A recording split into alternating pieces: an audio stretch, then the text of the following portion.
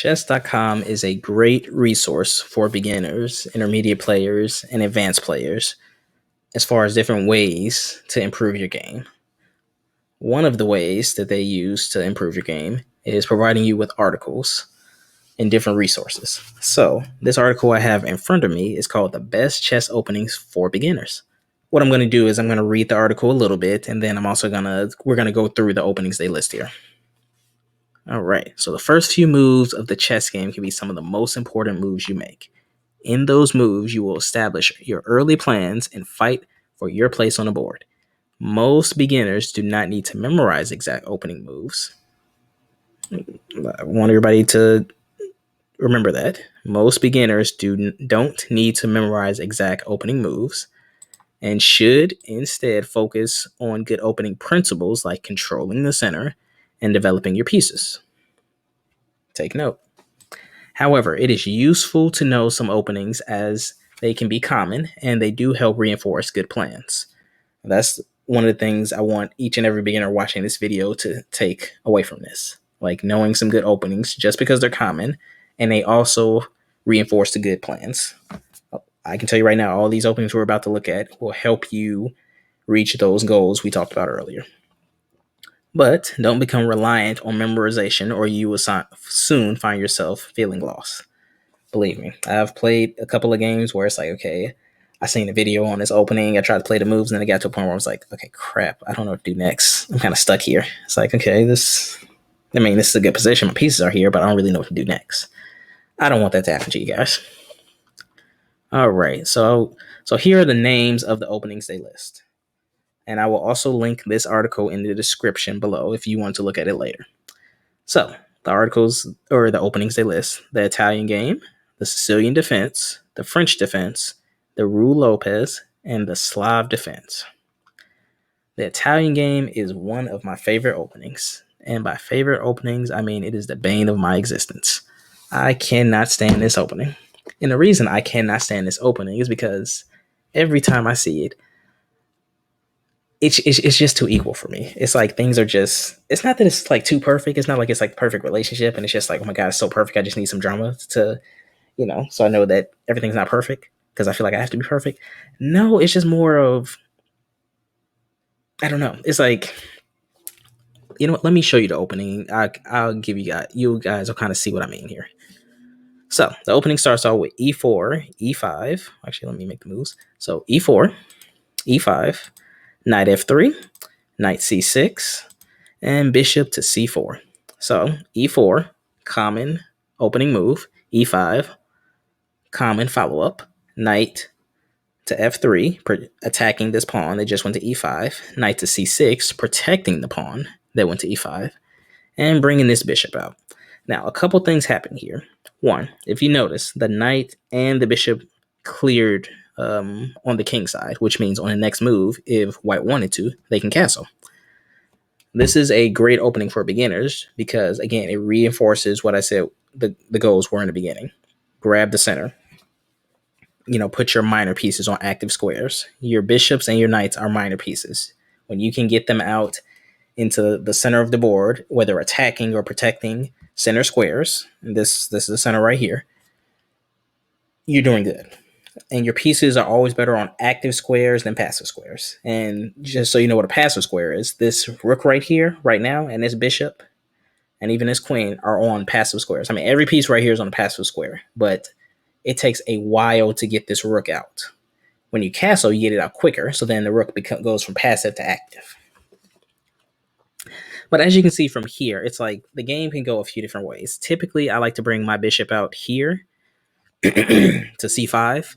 And then from there, the game is, I hate to say it, but for me, I feel like if I'm black, I'm essentially waiting on white to kind of make a move to dictate something. For me, I just don't know what to play next. It's just like, which way can I go?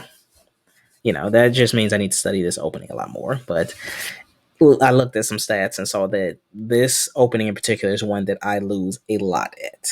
And I don't know why I lose at it, but in the same time, it's like I don't like playing against it because, again, it's not like it's a complex opening.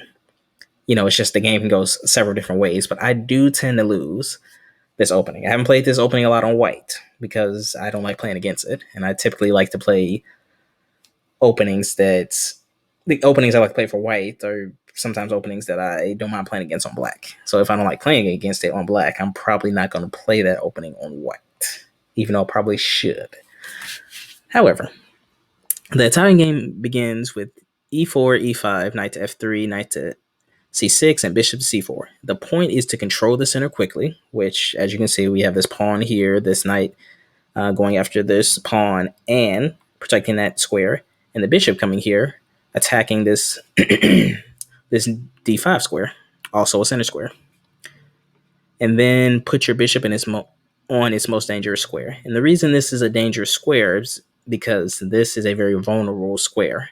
The f7 square for black and the f2 square for white are dangerous squares. The reason they're dangerous is because the only piece protecting those pawns are the king. If the only piece protecting anything is the king, that is a very unprotected piece because the king alone is vulnerable in itself. If the point of the game is to checkmate your opponent's king, well, best believe this square is probably going to be under attack as much as you possibly can attack it. And lastly, you are also preparing the castle to safety. So this opening right here is great for the goals because you're gaining control of the center. You're putting your minor pieces on active squares. You're getting to castle early. After you do that, then once you get all your minor pieces out, if possible, you probably bring this pawn up and eventually get this bishop to say here or not there, but here. And then you get your knight out. You've developed all your minor pieces. Then you can move your queen to a good square, and then your rooks will be connected. Those are all the goals we talked about in the beginning. The next opening is the Sicilian Defense. The Sicilian Defense is a popular choice of aggressive players with the black pieces. So take note, this is a great opening if you are playing on black. Often white will play knight to f3 and d4, which will gain central space, but it allows black to benefit by exchanging a central pawn for a bishop's pawn. So e4, c5. So this c5 pawn is also adding some pressure here to the center. And what it does is it's using a bishop pawn or a flank pawn, a pawn that's not in the center. So this c pawn and this f pawn are flank pawns to add in pressure on the center of the board. These four squares right here are the center of the board. If you have control of the center, you tend to have control of the game. That's why the center is important. So this c pawn is adding some pressure here. Now, typically when I play Sicilian, and usually I only play Sicilian if my opponent decides to play c5, I usually follow what they say. Knight to f3.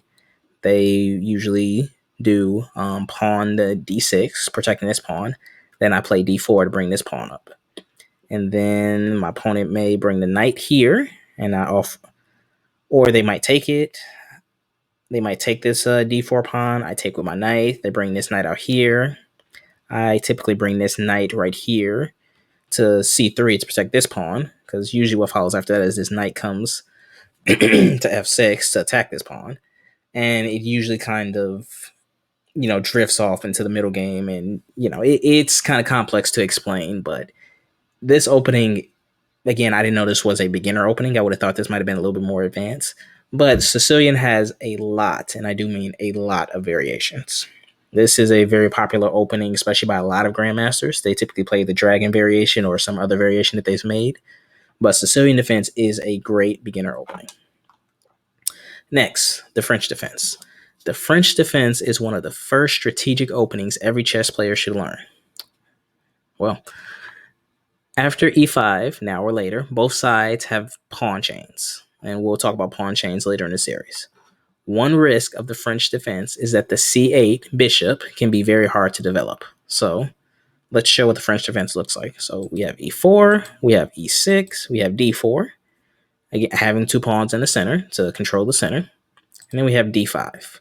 So I've played against the French defense actually more than a handful of times. I played this opening quite a bit, at least 30 to 40 times. And usually when I see it, I I think I typically follow up by pushing this pawn forward, or I will actually no, that's not what I do. I typically bring this knight out here to c3 because that pawn is going to take this pawn here on e4. I'm going to bring that knight out there. My opponent will probably bring this knight out, and we just keep going and going. But the French defense is also a very good opening for beginners. It's the great thing about this opening is it does a few things. For white, it gets you 2 pawns in the center. For black, you create a pawn chain here. Now for white, as you can see, since both these pawns have moved up, your bishop on c1 and on f1 are now free to roam wherever they need to go, and the queen is not restricted by pawns in front of it. That's a good thing for white. For black, this pawn here on e6 is moved up. That way the queen and the bishop can roam as free as they need to. But this is the c8 pawn, and this is why it says it's hard to develop, because this pawn here on e6 restricts the c8 pawn. Now, that might not be a problem for you. You might have something better planned for the c8 pawn. Maybe you decide, okay, I'm going to bring this pawn here on b7 up to b6 or b5, and I'll just fianchetto my bishop here. And if you don't know what a fianchetto is, don't worry. I will cover it during the series. But that's the French defense. Now, let's go to the Ruy Lopez. Now, if you've seen the Italian game, you've almost seen the Ruy Lopez. It is a difference of 1 move with the same piece. The Ruy Lopez is one of the oldest and most classic of all opens, and I actually like playing against the Ruy Lopez. It is named after a Spanish bishop who wrote one of the first books on chess. Jeez, I can't read. The Ruy Lopez attacks the knight, which defends the e5 pawn. White hopes to use this attack to build more pressure on the black center. So the Ruy Lopez starts off as follows. e4, e5, knight to f3, knight to c6, and instead of the bishop coming here to c4, it actually goes to b5 because it is attacking this knight right here. Typically what happens with this, at least for me, I usually bring this knight out here on g8 to f6 to attack this pawn. My opponent will probably bring his knight out here. I might get my bishop out right here. And then at some point, my opponent will take this knight. And from just playing, I see that it is more beneficial to take the bishop back with the queen pawn, this pawn in front of the queen, than with this pawn here on the b file, on b7. The reason being is that when you take the bishop here with the pawn on d7, you open up a path, a file for the queen to travel to. So the queen already has a file here, but you're actually doing 2 things. You're giving the queen more ground to cover here by opening up the d file, and you're also letting your bishop, giving it some range where it can roll through. It can now, move on this diagonal, whereas before, it would just be stuck here. So you're doing 2 things by taking that bishop out back with this pawn right here. So that's the Ruy Lopez. And finally, the Slav Defense. The Slav Defense is a very solid opening which defends the d5 pawn securely. Black's pieces can all develop to natural squares, but black will usually have a little less space. I will try to make a video on space. I'm going to be honest, I probably will not cover it in this series. That might be for a later series, because understanding the space behind it, it's a more advanced topic, but it is definitely worth understanding. However, you can wait until after we go over what we're going to go over in this tactics and strategy series to see that. So the Slav defense goes as follows: d4, d5, c4, and c6. So again, both sides have a pawn in the center of the board, and to control that square, but also attacking the adjacent squares. And both sides also offer up a central pawn, a flank pawn, to provide some attack against the center squares. So this c4 pawn is attacking this e5 pawn, and black decides to offer up, okay, well, I'm going to offer up my c pawn as well to protect my e pawn, just as black is trying to take it. Now, what would happen if these pawns exchange? You still have a pawns in the center of the board, but you've now gotten rid of that c pawn, that flank pawn, which you may or may not have been able to use to your advantage later. It's not a bad thing getting rid of it. If you play this opening, I would definitely recommend looking for each of these openings. I definitely recommend looking at YouTube videos on the theory and the strategy and structure behind each move. Like, I don't play this opening that much for white or for black, so I can't really tell you too much about it. I have played against it. But with each opening, it is better to, watch a YouTube video or play it out so you can study and learn what you can gain from each opening. Each opening has something for you to find out about it, something to learn, something to know with each move. That's also why it's important after you play a game to review that game. That way you can, you can see, you can see what that opening has to offer for you. You might like that opening, you might not like the opening. So, and finally, to conclude the article, but the best opening of all is to control the center with active pieces and play carefully opening. And you already know how to play that one. So that is a chess.com article on openings for beginners to play.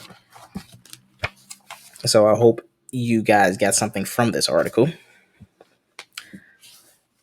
But when it comes to each opening, here's what I want you to do. I want you to look at all these openings from both sides, both from playing as white and from playing as black.